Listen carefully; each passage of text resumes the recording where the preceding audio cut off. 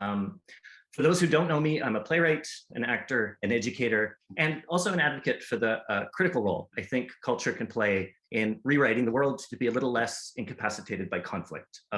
Those I call my family are now largely concentrated in Cairo and Alexandria in Egypt and scattered across the territories of what some of us call North America.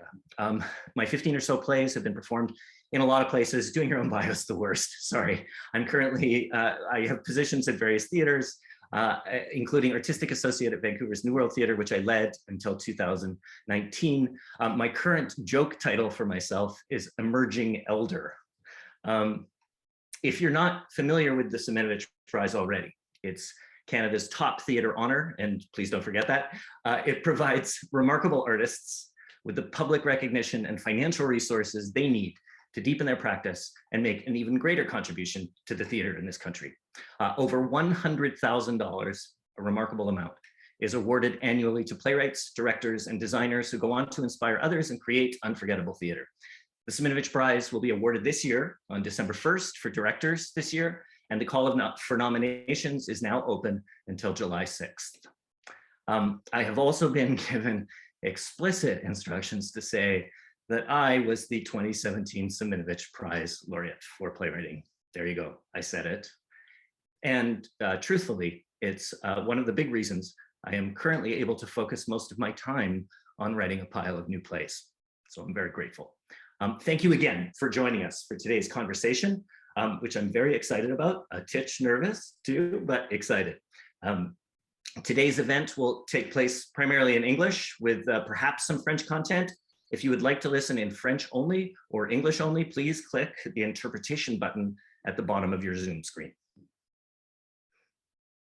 First, I speak to you from the ancestral and contemporary home and territories of the Coast Salish peoples, the Musqueam, the Squamish, and the Tsleil-Waututh nations, AKA Vancouver.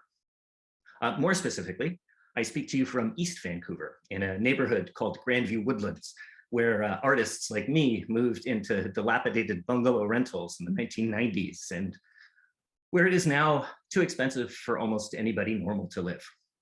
As most know, this territory is unceded, which is to say, still occupied, which is to say, by me, by my family, among others, I know, but still. I humbly ask the rightful keepers of this land for their continued patience and their forgiveness, not for my and my family's presence here, but for the material comfort and privilege we enjoy that are in part a direct consequence of the colonization so many of us now acknowledge. I would also like to personally acknowledge those who are, in this moment, putting their bodies and security on the line to protect this land from profit making, some might say exploitation. For me, that constellation of people includes the Wet'suwet'en, who, among other things, are asking some urgent questions about which protests deserve a violent militarized response and which do not. For me, it includes the land defenders of many backgrounds and histories who are currently fighting jail time and heavy fines for peacefully attempting to stop the expansion of the Trans Mountain Pipeline, which, if I look over there and crane my neck a little out the window that's just in front of me, I can basically see. These are profit-driven economic activities which contribute to the material comfort I and many others enjoy. And they might not be colonization exactly, but they sure feel connected to it. That's a tricky one to segue out of.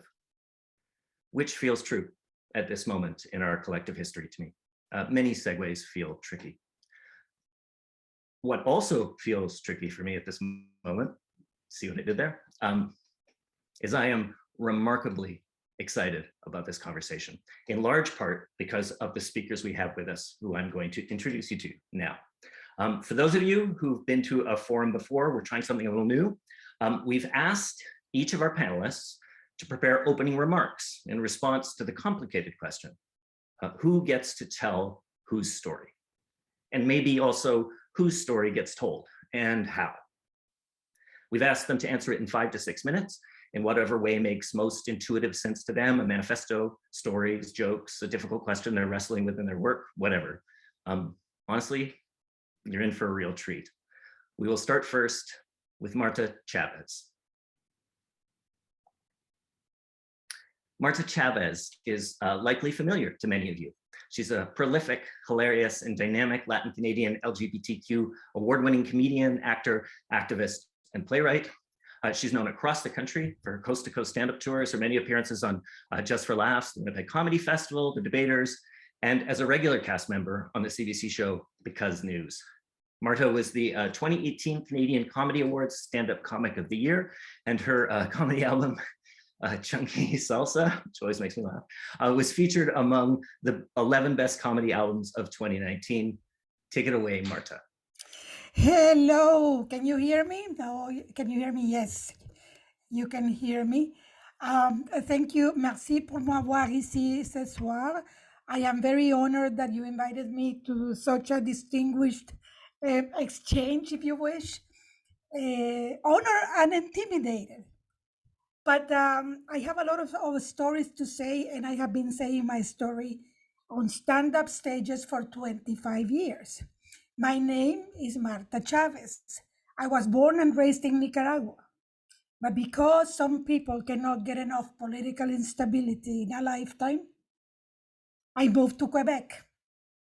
And everywhere I go, I carry a piece of La Belle Province in my heart. It's a chunk of poutine stuck in my coronary. That's a big part of my story, but not all of it. Because humans, we are the sum of all of our stories. And I love to hear and tell stories. When I was a child, my favorite words were once upon a time, which in Spanish is había una vez. And I always would ask, and then, and I always wanted to know more.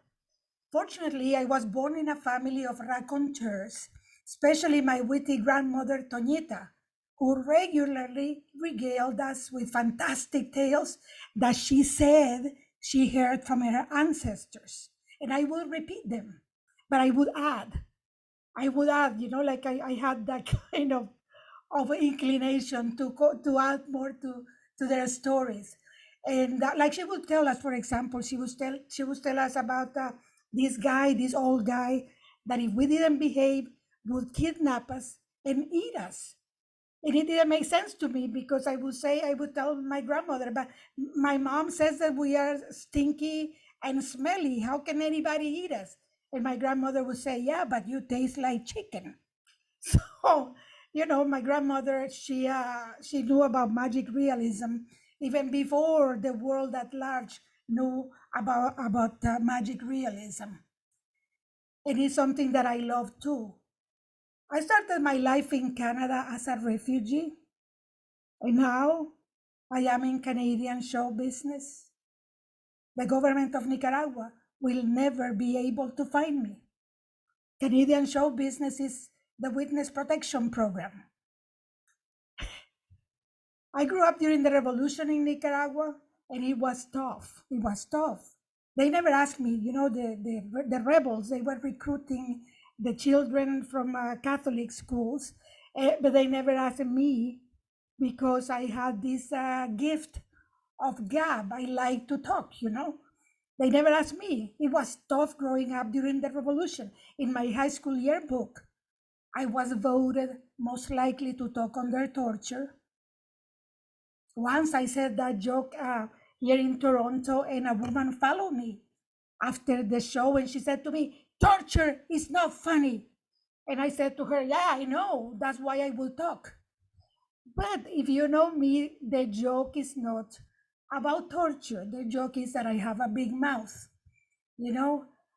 Lately, comedians have been talking that there is a lot of cancellations, that we cannot say whatever we want.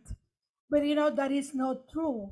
That is, I mean, to an extent is true. Like, people who do homophobic, racist, and misogynist jokes still can do the racist, homophobic, and misogynist jokes, but we can answer. That's the thing. That's the way that freedom of speech works.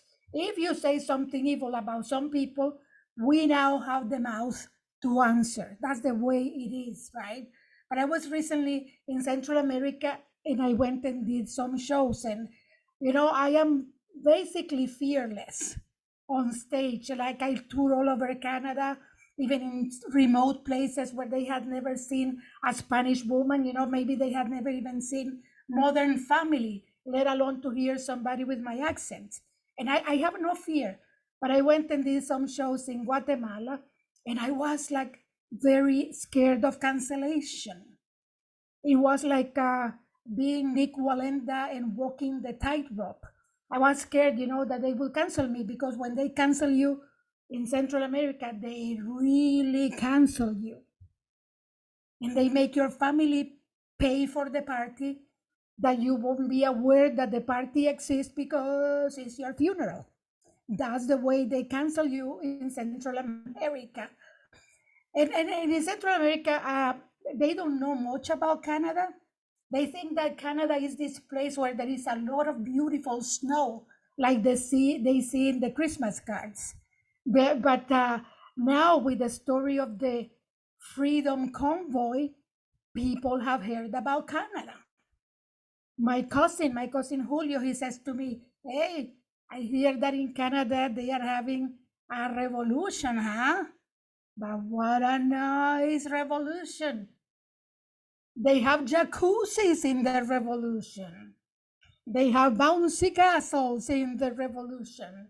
They were roasting a pig in the revolution. And your dictator, what's his name? Trudeau. Your dictator is such a nice dictator.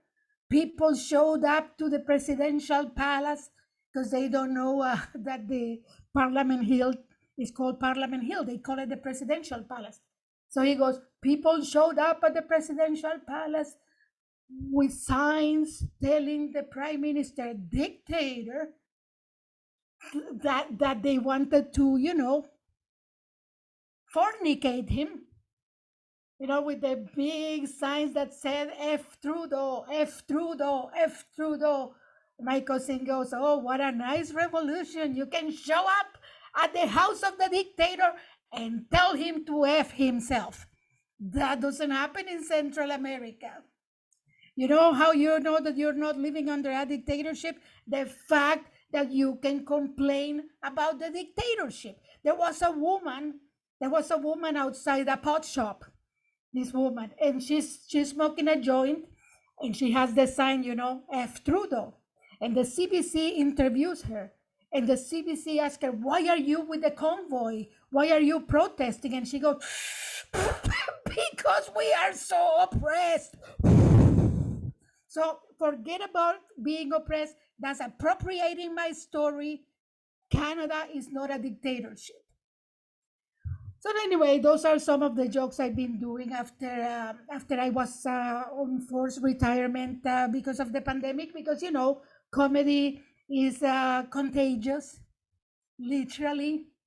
Like we speak moistly, and the people laugh moistly, and between all the moist, the germs dance a happy dance. So comedy was nixed for the 2 years. And usually when I am touring, I love to go and collect stories from the town where I go and tell stories on stage to the next town that I am. But now I had to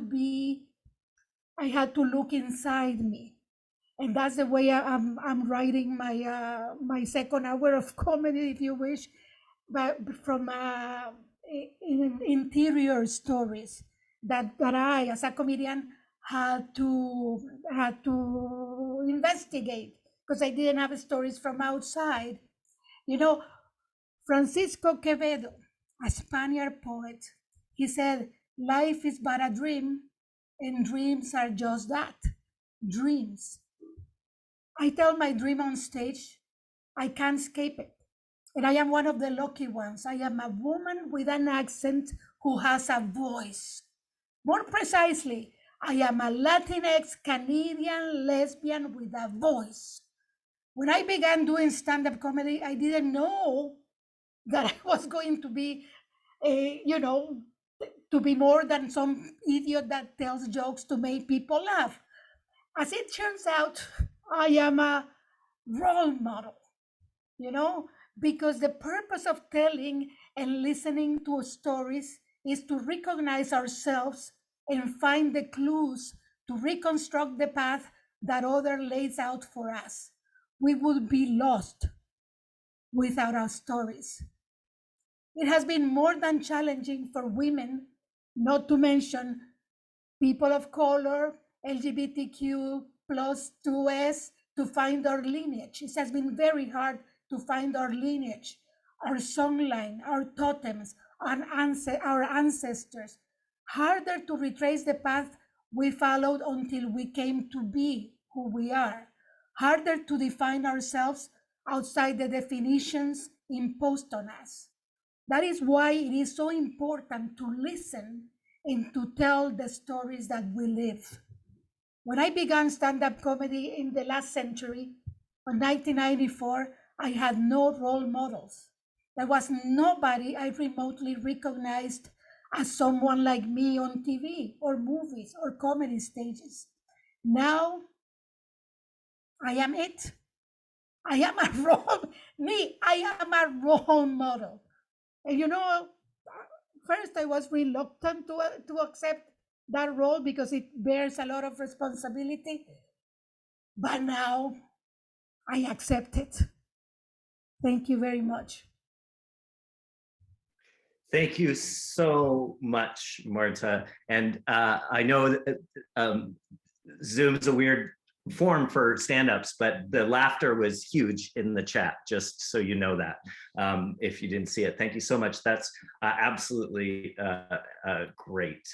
So next up, we have Audrey Zina Mandela. Audrey Zina Mandela is a Toronto, Tobago-based dub poet, theater producer, artistic director, and one of the most influential and wide-ranging Canadian creators of our generation. Books, music, film, theater, dance productions, Audrey does all of it. She is a co-owner of Sandy Bush Creative and was the founder and artistic director of Beat Current, which is a landmark Toronto Toronto performing arts company. And Audrey is also one of the people I have looked up to since I began. She's a brilliant artist who's also held the question of whose story gets told and how, through the long decades when it seemed like those who controlled all the resources, made all the big decisions, didn't even understand that that was a question at all. Audrey. Thank you, Marcus.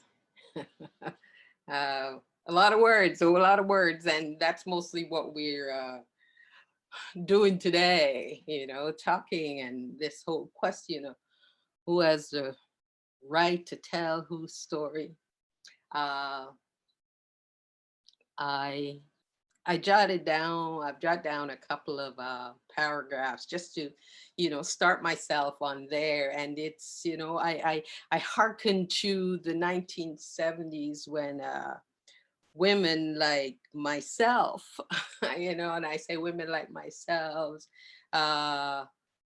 with reference to identity as a Black woman, as a young Black woman in those days, and now as an approaching elder, Marcus, as an approaching elder, I recall back in the 70s, we talked about how and where I enter. So just in response to who has the right to tell whose story, I say, it's really about questioning who has the right to speak about how we speak, where we do the telling, and with whom we dialogue, and for what purposes. In these regards, of course, I say everyone has the right to speak. It's part of our desired and expected acculturation and socializing. Each person learns several languages, and while their individual living circumstance or experience, need for expression, and the space we command determine what is voiced or spoken or illustrated or demonstrated, that is fashioned into the communication they wield as a social being among them and their communities. We wield those languages in all different spaces, but the languages we learn and these languages we command and utilize throughout our lifetime are impacted always by the spaces in which we're allowed to exist, the spaces we're allowed to grow in, the spaces in which we're allowed to flourish, etc. These days, when we talk about this idea of cancel culture, etc., nothing new. But these days, as ever, there are all kind of written and unwritten rules and expectations for how artists speak in our world. Many of these rules and regulations skirt the boundaries of censorship. Others seek to confer privilege, of course. Many simply curry favors, while most of the rules and regs are about controlling who has voice and where these voices are heard. Today, as ever, when a theater artist like myself speaks, and I always put speak an exclamation at the end of speak. When a theater artist like myself speaks, whether creating or interpreting, I must invoke self-identity. I must invoke respect. I must invoke proper or appropriate and preferred monikers and identity of others. All of this to achieve and involve purpose, goodwill, upliftment, and enlightenment, and real authentic connection. For me, in order to do all of this, it means I must gather from inside and outside of myself, bring informed, compassionate, and generous knowledge, always with added purpose. For the purpose of discussions today, I also, just jotted down a couple of questions, and maybe just topics, ideas that I would love to,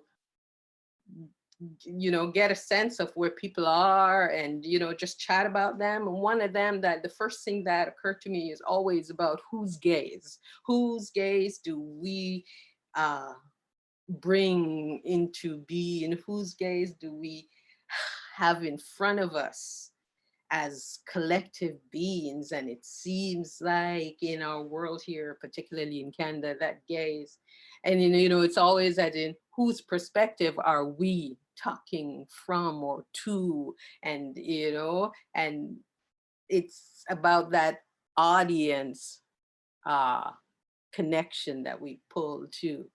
And it seems that especially when the general consensus is that everyone knows all of the context of what is referred to as mainstream lives, which for all intents and purposes is, interpreted as white people's lives and living. Other people's lives have to be contextualized. Read that most often as stereotyped. And then there's who's included in the process of presenting our voices and, giving this gaze that we do through our work. And then there's what, where, and what spaces can we do?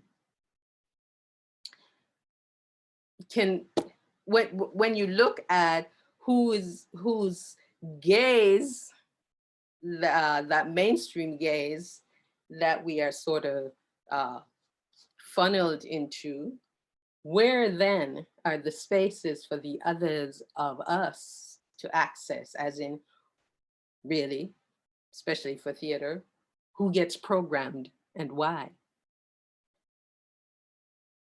It reminds me, I'm a lover of words because I like to say I walk in the world as a poet.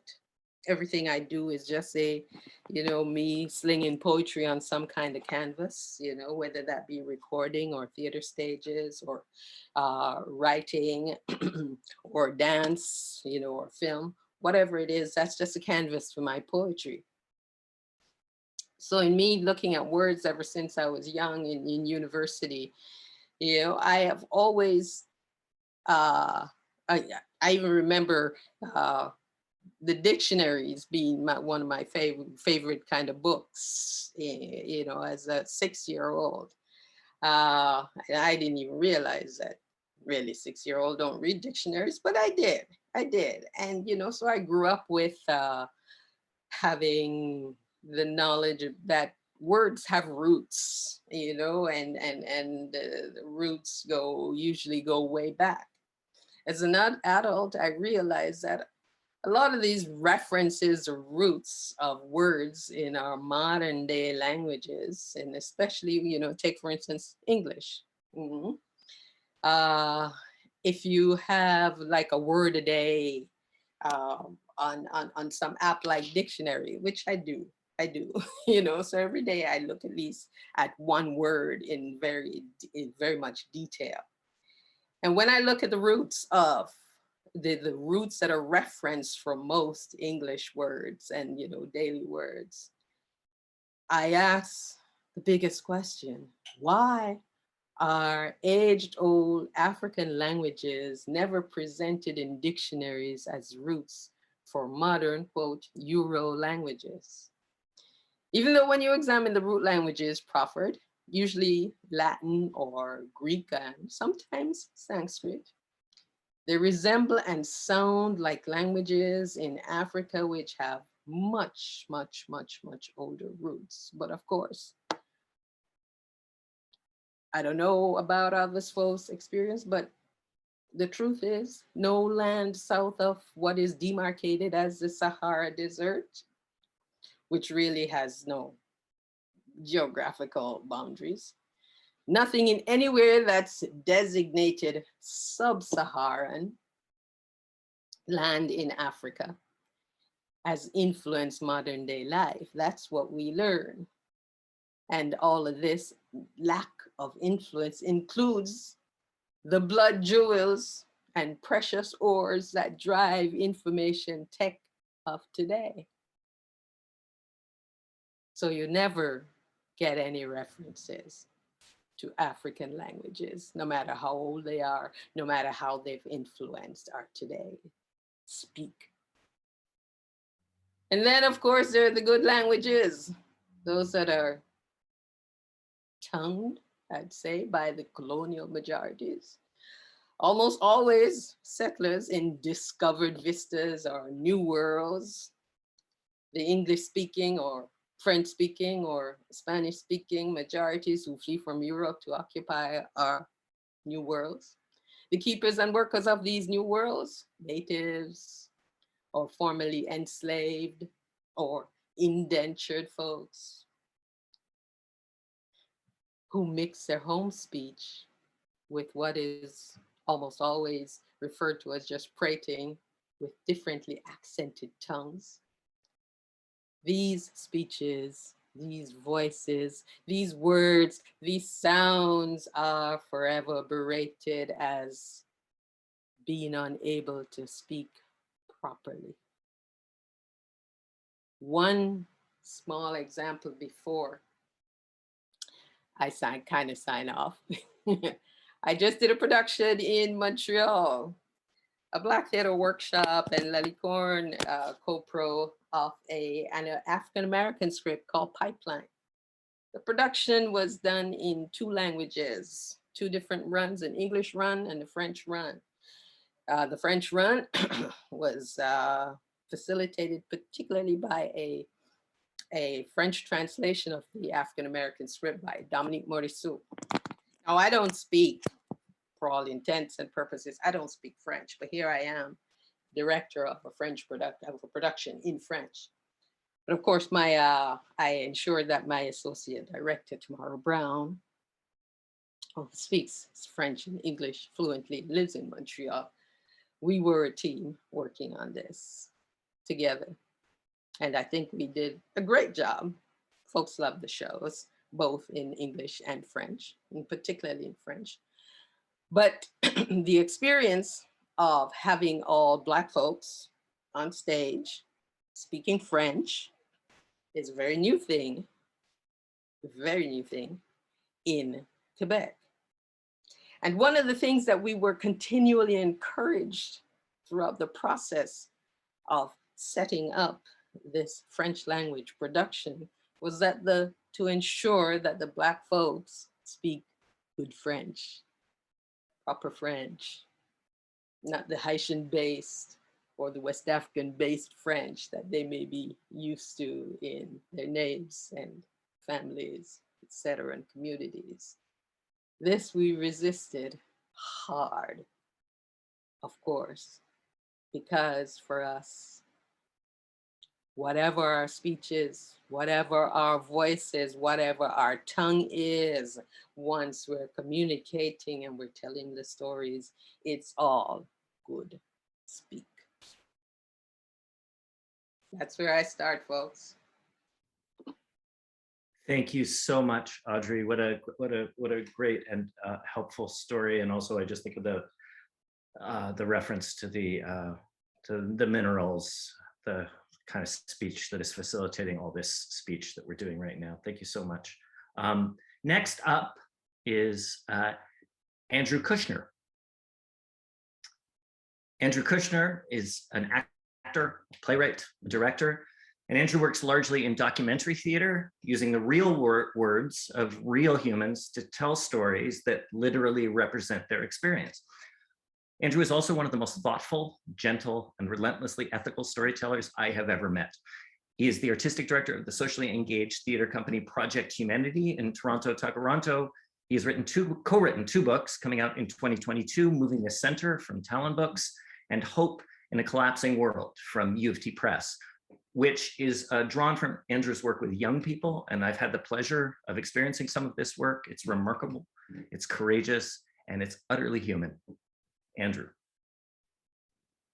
Thank you, Marcus. Oh, the cup is full. The cup is full. I'm really moved by the words so far. Thank you, Marcus. Thank you, Martha. Thank you, Audrey and Tara to come. It's an honor to be included at this table.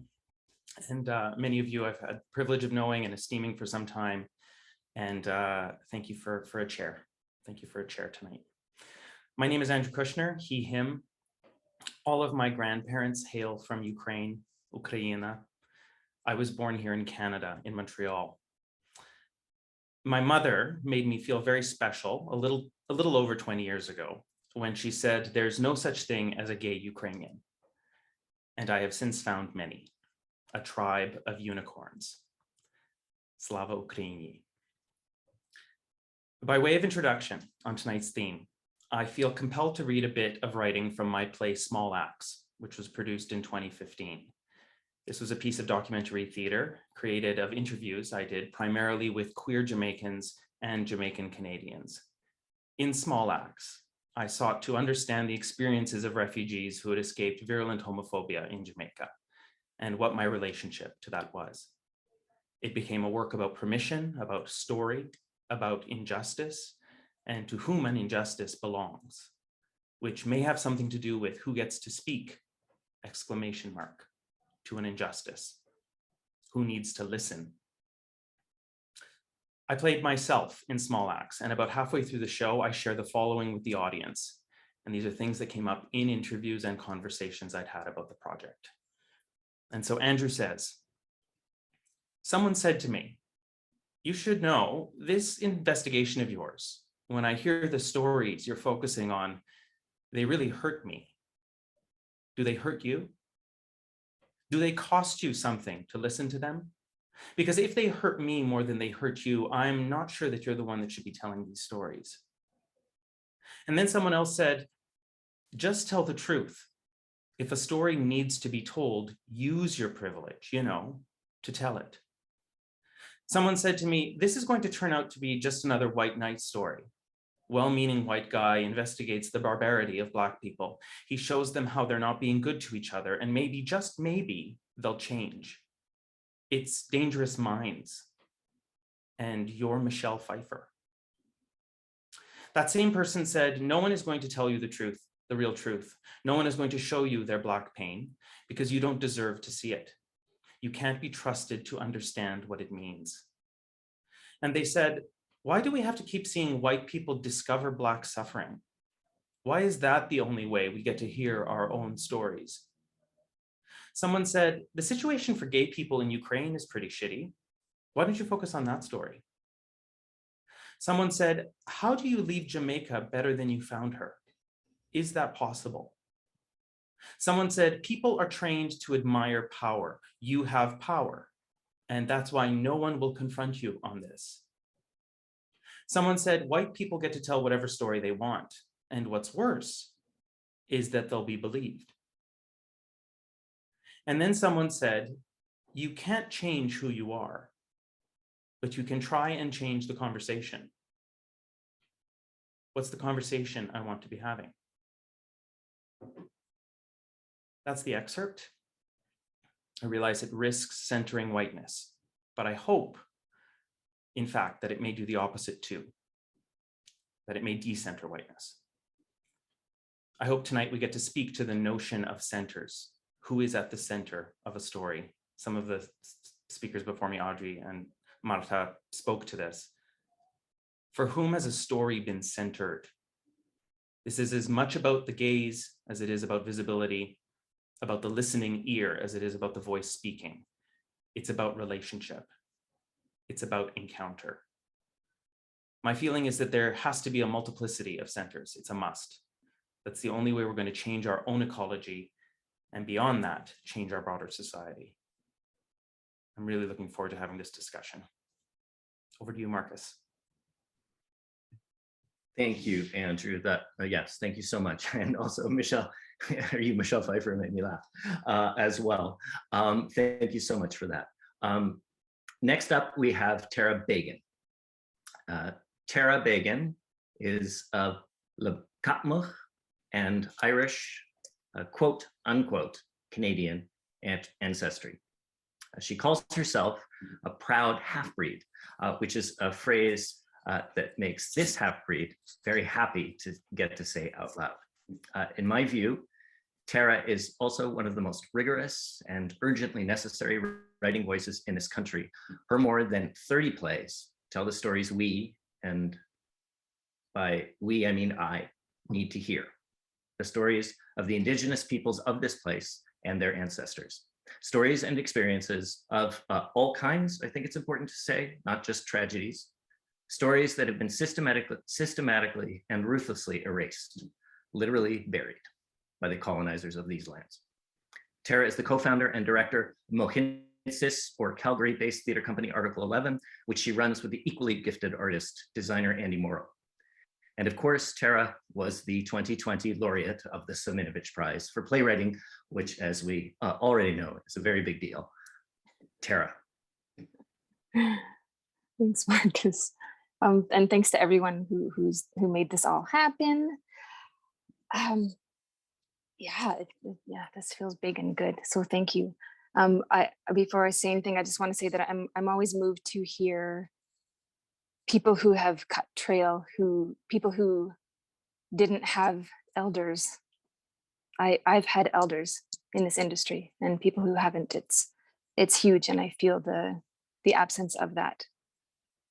That you had to be that for yourself. So beautiful, Audrey and Marta.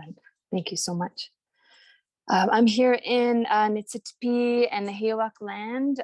It's a little town known as Innisfail. I'm in my mom's house. My mom is, she's amazing and enormous and 4'10", and she's just down the hall watching right now. Hey, Mom. And my privilege comes directly from my mom's investment in forging a life in a country that has legislated her personhood out of being, outlawed her language and culture, and stolen her legally recognized Indigenous identity because she married a white man. These things have been turned around in her lifetime, but the history is very recent. Pauline Bagan remembers when movie theaters were desegregated in Kamloops, and her mixed blood daughter is currently writing, directing, and producing a feature film with her own mixed blood sweetheart. My privilege has traveled me around the world to meet Indigenous artists who center our stories and lift up our people. The world I live in makes it clear that I am not the only one doing so. Rachel Mazza is a Yidinji, Miriam, and Dutch matriarch in Australia. She serves as AD of the Ilbijeri Theatre in Melbourne. On a panel with her at the Kiamau Festival in 2018, which Tawata Productions and Aotearoa lead, we were asked by an ally what they can do to help. We're always asked by allies what they can do to help. Like it's our job to survive colonization and then teach the colonizers how they benefit from it and how to maybe fix that a little bit. Rachel Mazza's response was to stand up and say, white man, step away from the money. Step away from the money. My dear friend, a brother really, is gifted Anishinaabe comedian and actor Craig Lozon.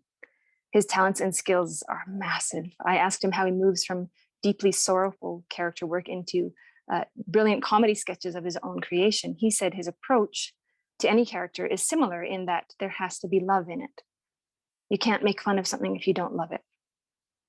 Another version of this comes from my niece, Diana, who would be very upset if she knew I was speaking about her. When she was around 6 years old, her profound observations always came out at bedtime. One night she said, Auntie, did you ever notice that funny things often also are mean things? And we talked about how Indians show their love for each other by teasing each other. When it comes from belonging, it's love. Helen Thundercloud was the elder at Native Earth from 2003 until she returned to the ancestors.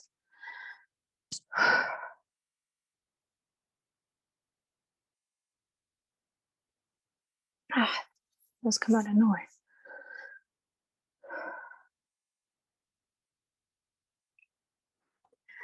In May of 2007.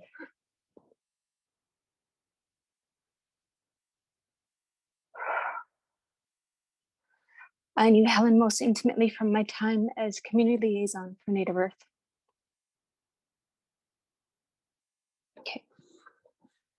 Helen regularly came to Native Earth headquarters to photocopy articles from magazines she felt we needed to read, and to make coffee, and to force us to take breaks. When she had you one-on-one, she would aim her light in your direction and ask, holy shit. Not how are you, but are you happy?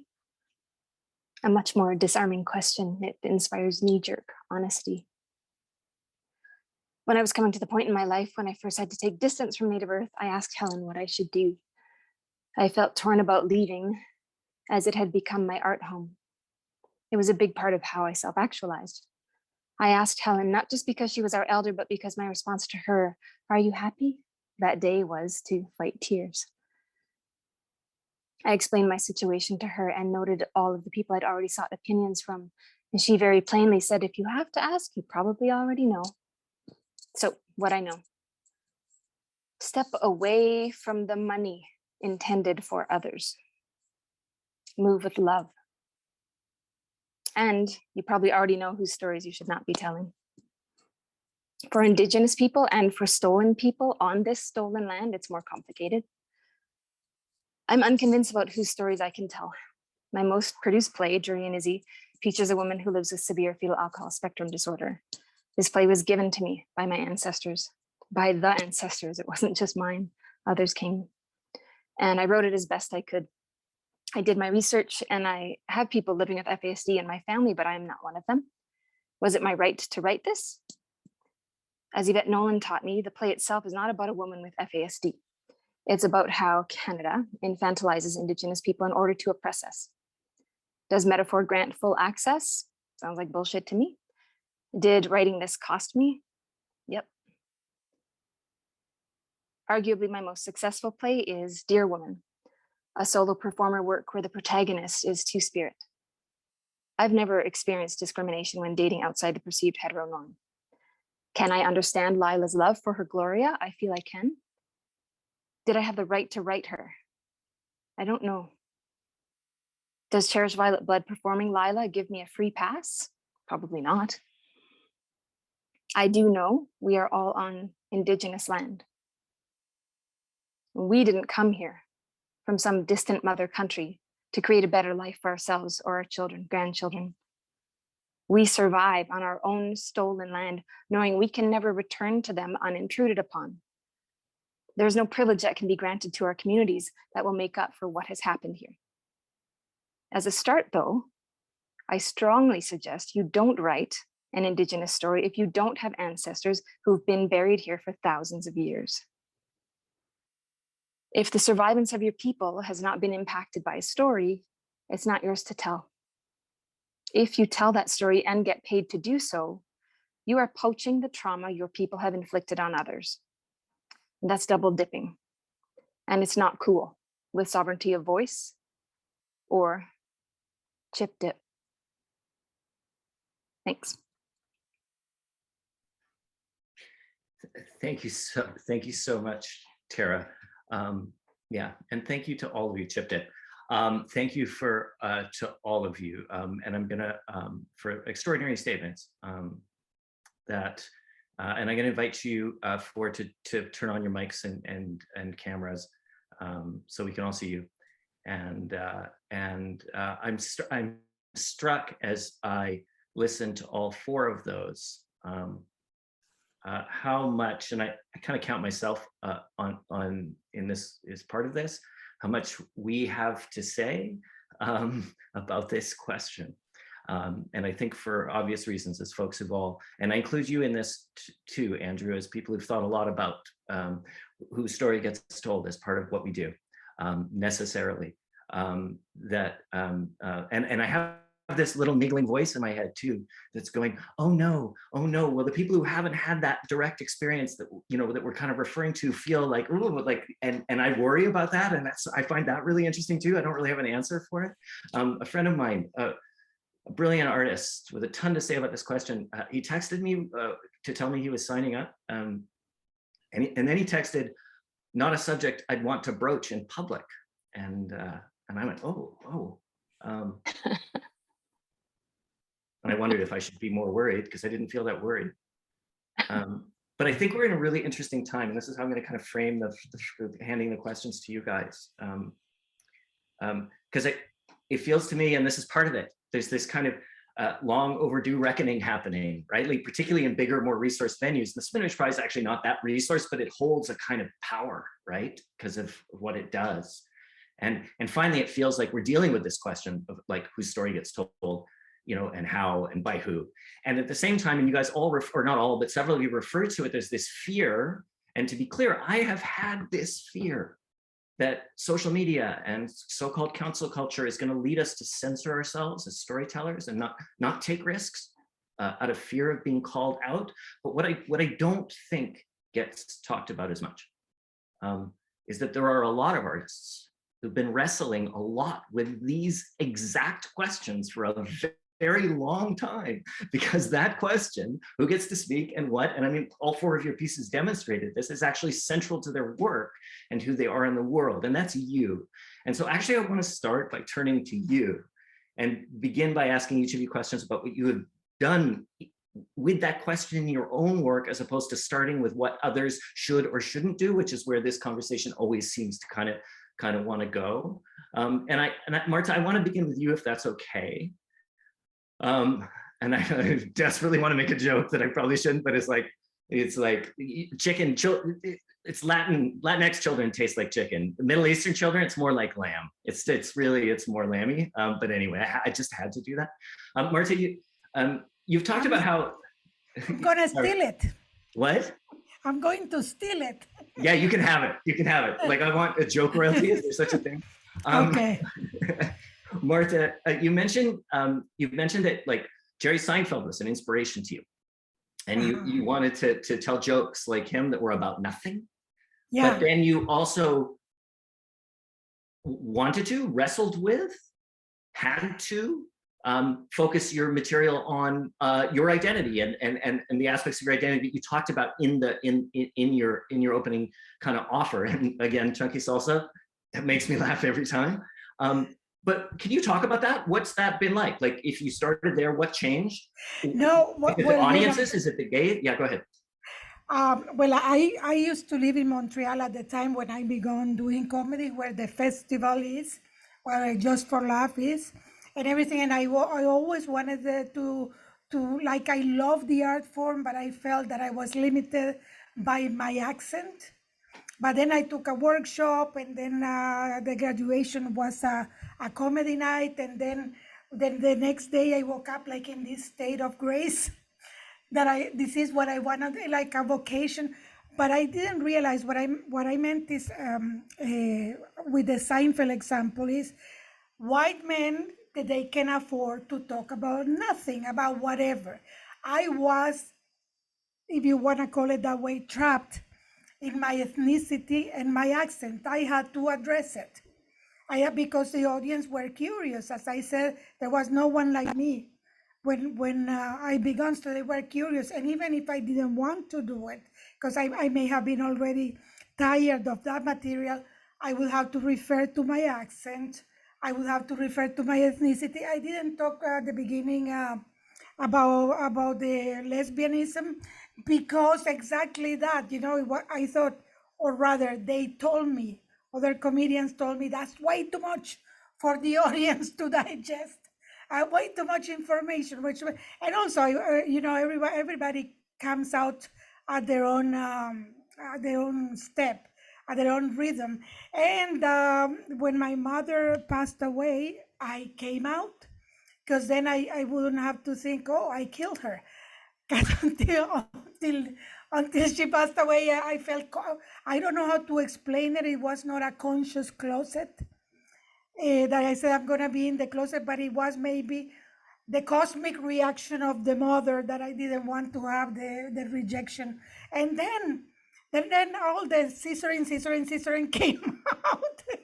All the material about my life, about my wife, and all of that came out. But still, when we have the dress of the foreigner, even though I have lived in Canada most of my life, when we don't look like the standard, especially in certain places like, far away in Sault Ste. Marie or in Timmins, Ontario, I had to refer to the immigrant experience. And I wanted also to deconstruct the stereotypes. Like they have a stereotype that Latin women are always the cleaning lady or the drug dealers. And, if you come to my apartment, you know that is bullshit. Because I hate I'm an enemy of the vacuum. So I'm going to interrupt you. And it's which is sort of terrifying, I will say, but I'm going to interrupt you because I have one just quick follow-up question, which is, do you perform in Spanish in Latin America? Do you ever perform I'm just thinking about the gays question that came up and like people talking about who you're performing for, because what you're saying makes total sense. If it's majority non-Latin audiences, the context, like, do you ever perform in Latin America?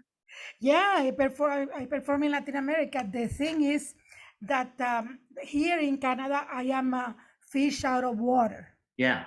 People tend to relate to the fish out of water. I can tell them my perspective of how I see things. In there, I am like a middle-aged lady that comes and talks about, like these hip things, and they probably, why is that old lady talking about that? And of course, the gay issue or my political views in Central America, I'd rather keep them quiet because I want to continue breathing. Yeah, no, you really appreciated what you said about cancel. What the different meanings of cancel culture depending where you sit or where you are. Thank you so much, Marta. I'm gonna move to Audrey. Can I tell something about that, about the cancel culture? Absolutely not. You may not. No, I'm kidding. I'm joking. No, that whenever you are in an entanglement with some homophobe or bigot or on the Facebook that tells you, oh, like you are so woke, you cancel people. I don't cancel anybody, but I defend myself. So then you go to their Facebook family pictures and you tell them your daughter looks like an alligator. You will see immediately how they want to, to censor, because it's very nice to dish it, but they don't want to take it. And I feel obliged to say that on behalf of the Siminovitch Prize, they are not endorsing going and on people's Facebook and calling them alligators. Just to be really clear, that's not an official endorsement. No, but I mean, freedom of speech works both ways.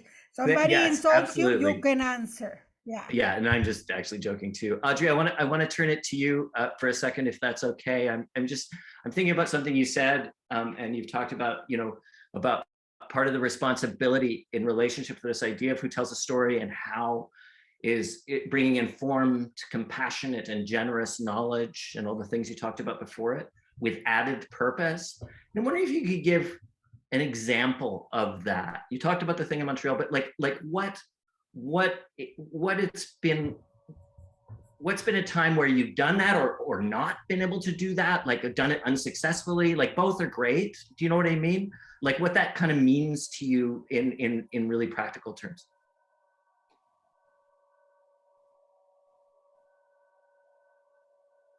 I think you're still muted, Audrey. I think you're still muted. There. I was automatically unmuted. That's kind of nice. In practical terms, I would say one of my first pieces, the piece I kind of used to launch the current performing arts way back in the early 90s there, the piece Dark Diaspora in Dub. I think, in doing that piece, it was for me not something that had ever been done or even that people wanted to be done necessarily, but I felt. And sorry, Audrey, can you just explain what you mean by dub? I think folks on who are watching may not necessarily know too. Okay, so I mean the piece is called Dark Diaspora in Dub. And dub is essentially just a genre of poetry that was generated, created in Jamaica and sort of spread throughout the Caribbean and the other world diaspora of Black folks. And dub really is the idea of just pulling from your head into the world, really. And it came from, dub comes from this this very practical space of within Jamaican musical industry in the 60s, particularly when the music industry in Jamaica was really, really, lighting up, and Marley and all those folks came out in those times, started to bust out in those times.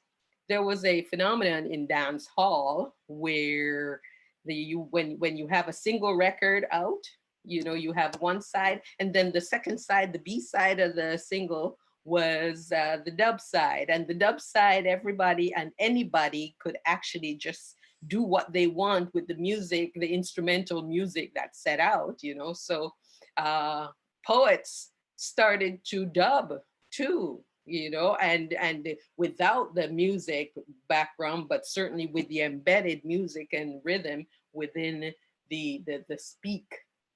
So that's where dub comes from. And I call myself dub artist often because that's what I do. I just dub from inside of me, pulling outside. And you brought this different language into Toronto and Canadian theater, essentially, right? Toronto, and it's informed so much of the non-traditional type of text that folks have been generating since then, and my idea was really just to push the form of what it is that we know and what it is that we've seen and what we're told we can do, and I said, okay, I'm a poet, but I work as a theater artist. I'm gonna, just like any other Eurospace, I'm gonna use my poetry to make a play, and that's what I did.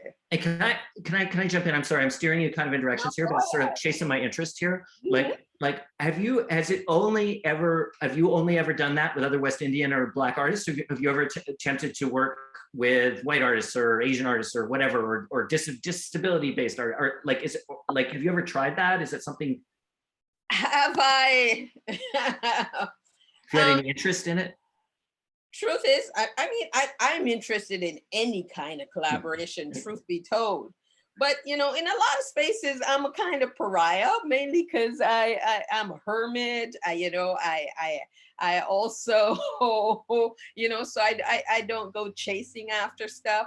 But I also speak my mind, which often gets wrong, interpreted wrong. You know, because you know, when I say shit, I don't mean it to necessarily offend or even necessarily to be calling folks out, but people get trapped in truth sometimes. You know what comes out as truth, and you know it impacts them in that way. So in that kind of pariah space, you know, which I'm totally okay, fine with. You know, maybe I'm not totally fine. Lie.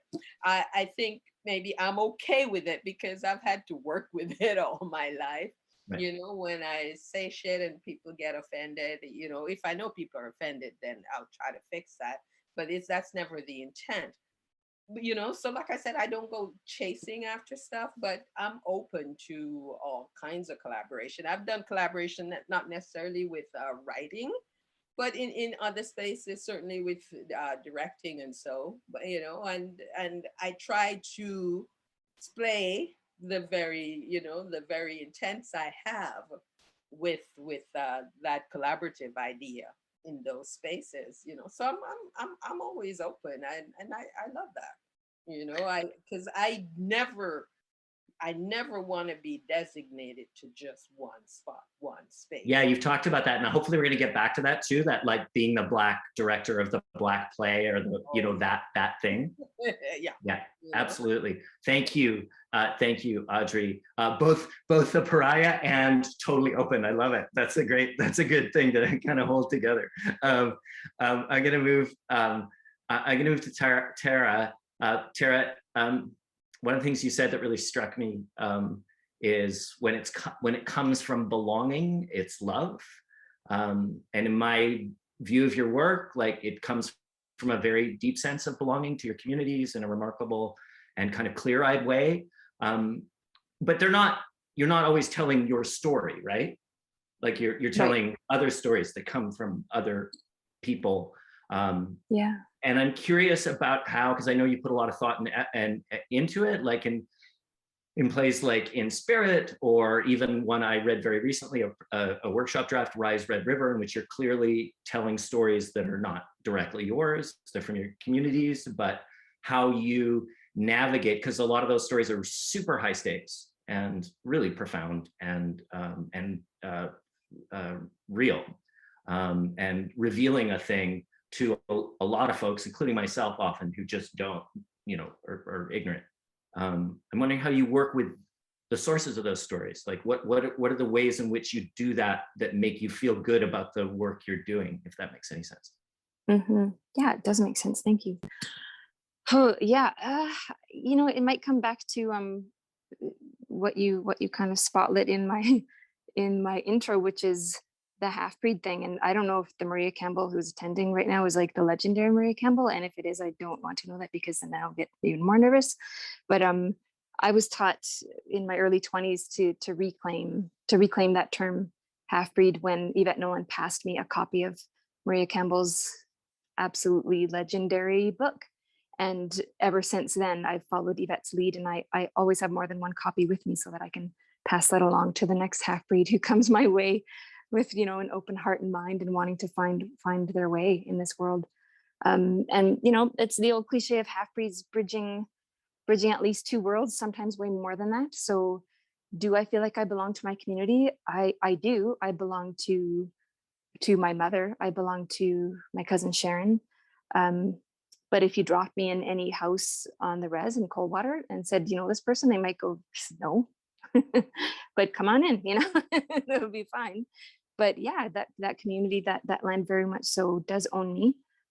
And my Irish side owns me too, because I learned story through my father. So I'm not sure, like, I mean, there are more and more of us every day, which is so exciting. I mean, not half-breeds, I mean, Indigenous storytellers. And I think that specificity to people in place is going to become a lot more fine-tuned, and I'm excited about that. I can't not wait for that.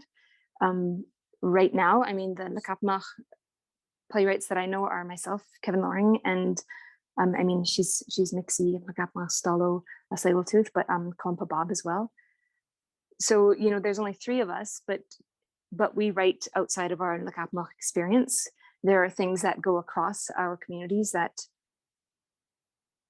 dominate our spirits, I would say, to the extent that those stories have to be told. We feel compelled to tell those stories, such as our missing and murdered Indigenous women, girls, and Two-Spirit people. I mean, there's so many of them. There's just so many. There's so many of us, and there's only 1,600 recognized by the, you know, this horrible monarchic government, and so there's way more than that. There's just way more, and you know, being impacted by the most heinous of human atrocities is a commonality, unfortunately, that goes across all Indigenous communities that I've ever encountered.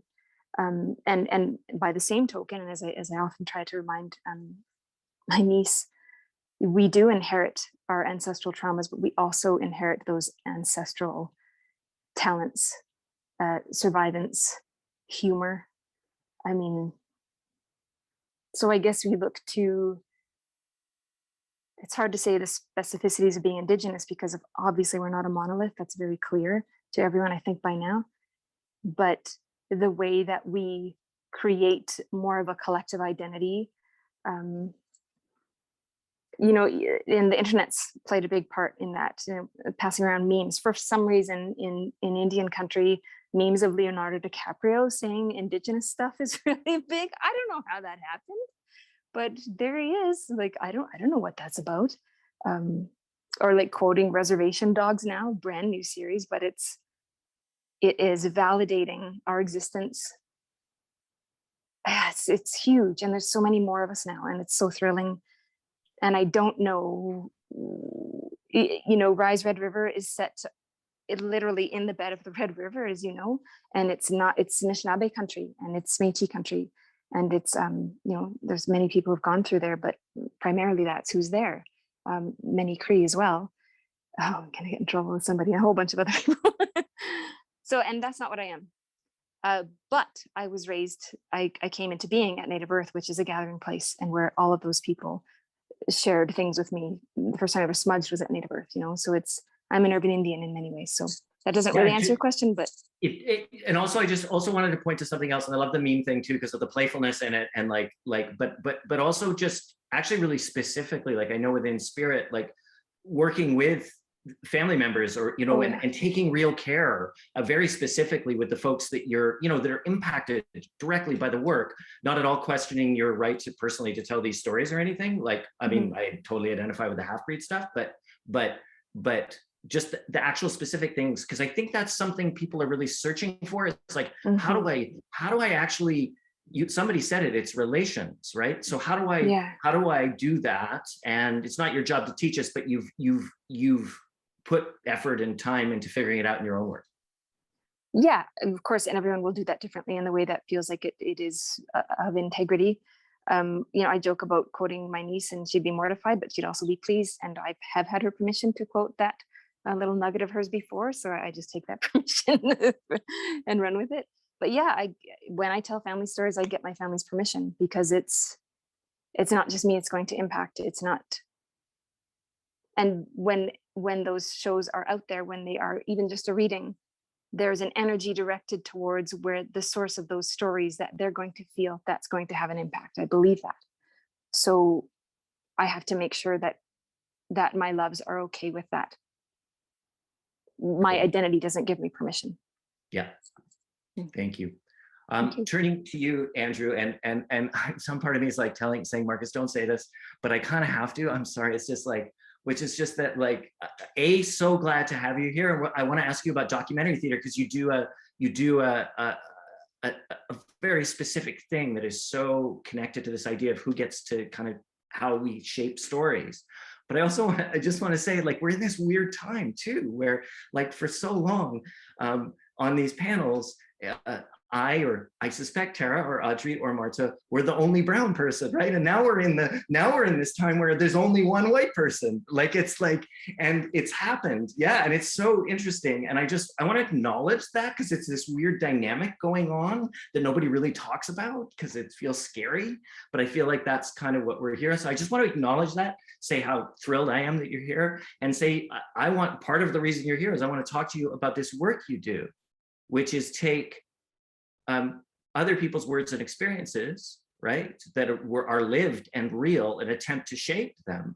You know, whether, and I invite you to talk about Small Acts, which had a whole race thing going on for you, and like whether you had a right. Also the work you've done with young people, and your feelings about the response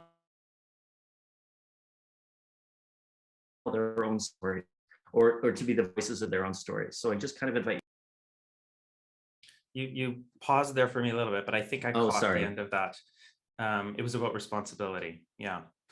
Well, and then also just to talk about the work you make, not its responsibility, but also just what you do and how you do it, and what the responsibility thing was, like the thing you said, which is about the importance of letting young people like speak their own, like be able to speak themselves, like wherever it lands. Yeah. I mean, I'm holding you know, my learning over the course of many years of doing this sort of work, and the extent to which, you know, I inherited the concept of verbatim theater, documentary theater, from a straight white British playwright, and that being kind of my, you know, that's the door I walked through. And it being, you know, and it was David Hare, and David Hare says, you know, verbatim theater, and I'll be paraphrasing him, but I think maybe this will be just, you know, it's exactly what people say, or what they meant to say, is one of his sort of, you know, tenets, which I find deeply problematic. And I was interested in working differently, albeit interested in what does it mean to relocate the words, or let me put it this way. I always thought I was doing interviews. What the big journey for me has been, I now really embrace the notion that it's recorded encounter. And by that, I mean, it's not actually just, you know, about absorbing and relocating, but indeed about somehow representing on stage what is happening in the space between myself and someone else. And that means relationship. That means just because you're gifted a story doesn't mean you get to tell it. That there's actually a lot of work around that. There's a lot of labor around that. And so I've been on this journey trying to create methodologies, create ethics, create, you know, I call them contracts of care with people that make them collaborators in the work, and not indeed just informants, you know. And so with Small Acts, for instance, that piece went on its own ride, and certainly where I started is not the play that I thought it would become. I kept surrendering to what the play was asking to be. David Henry Huang spoke at a Playwrights Guild event in and around that time. I remember him saying, you know, people can write about whatever they want to write about, but to Marta's point, you know, people are allowed to respond, and you got to receive that response. And so I really took it upon myself to receive responses to early iterations of that work. And what I was learning was that there was blindness there. There was there had to be a different way. And so Small Acts, what ultimately became sort of a way of working for me, was to change the gaze, the intended gaze of the play. The play is written to a queer Jamaican friend of mine, and that is to whom I address the play. I, of course, cannot hold the complexity of that gaze, but the intention of my speaking in that was to direct story to his particular ears.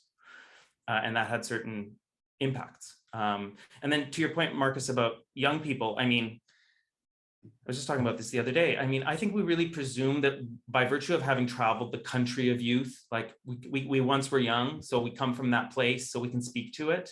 We got the passport, you know, and I feel like we have to really challenge that. As much as we talk about intercultural work, intergenerational work bears the same amount of scrutiny and care and consideration. I cannot tell you the number of young people that say, I can tolerate representations of myself on stage, but it's not really what we're like.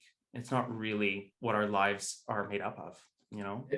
For me, there's a fascinating kind of connection between that, or that intergenerational thing, and then also the cancel culture thing, which I actually find, I don't know if this is true for anybody else, but I find it's really interesting, like the moments when I get challenged by generally younger people, generally younger actors in their 20s, around some kind of representation in some of my work.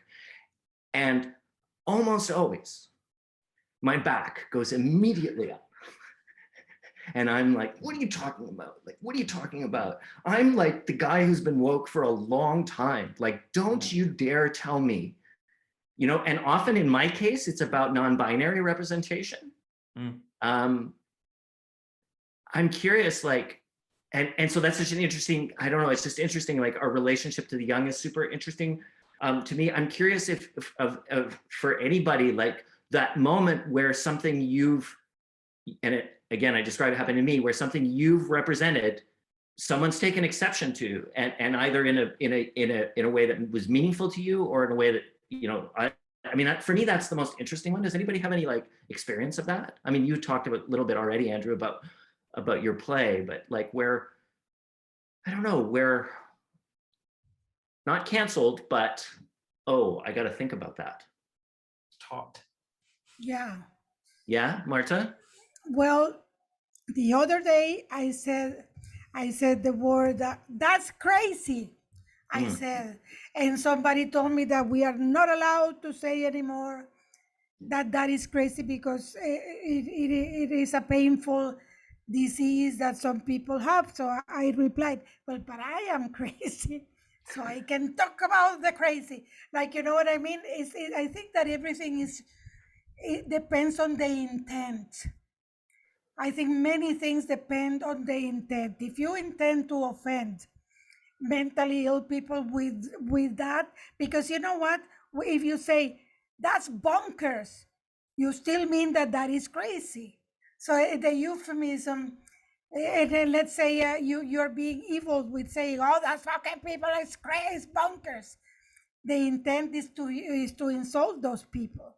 So I think that everything, but I watch a lot more what I say, and it comes not because of oppression. I think it's because education.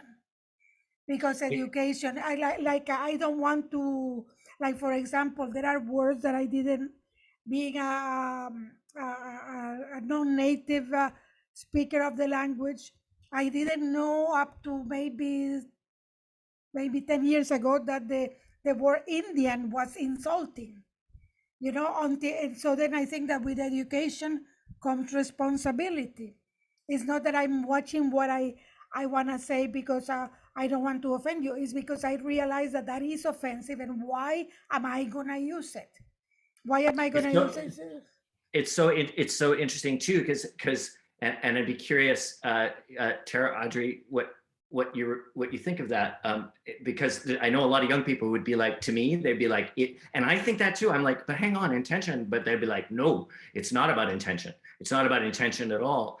I don't know, like, and yet I partly think it is about intention too. Like, any thoughts, Tara or Audrey, on that? I gotta say, you can't separate intent from impact. Right. You know, and that became exceedingly clear for me when I was working with students at National Theatre School, you know, because there is this place where I think it's, you know, generationally Black folks in this side of the world particularly have generated all kinds of coping mechanisms, you know, to just keep us alive on a daily basis, you know.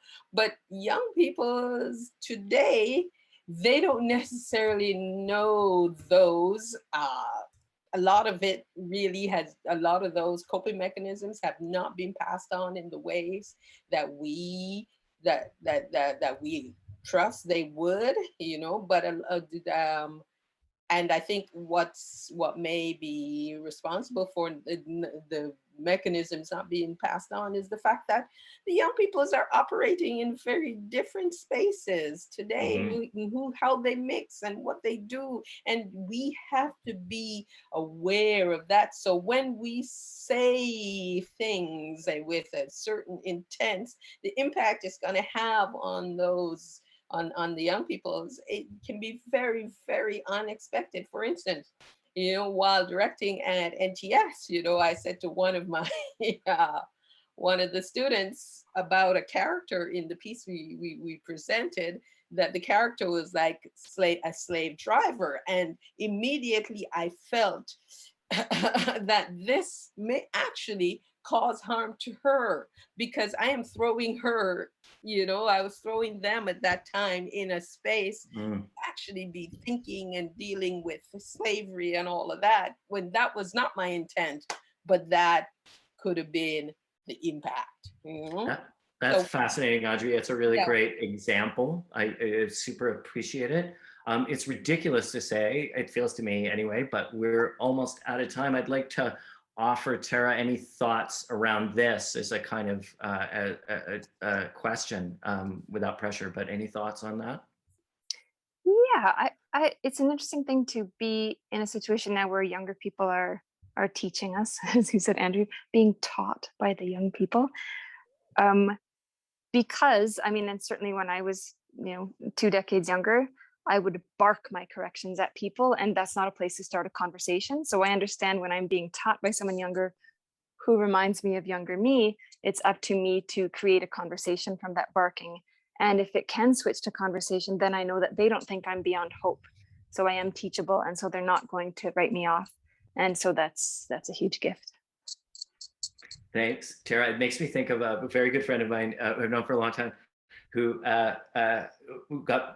was getting quite upset about cancel culture for potentially good reasons or whatever. But I was like, we did exactly this thing. Like, we sat in coffee shops and we're like, oh, and yelled and screamed and said all sorts of unbelievably nasty shit about people.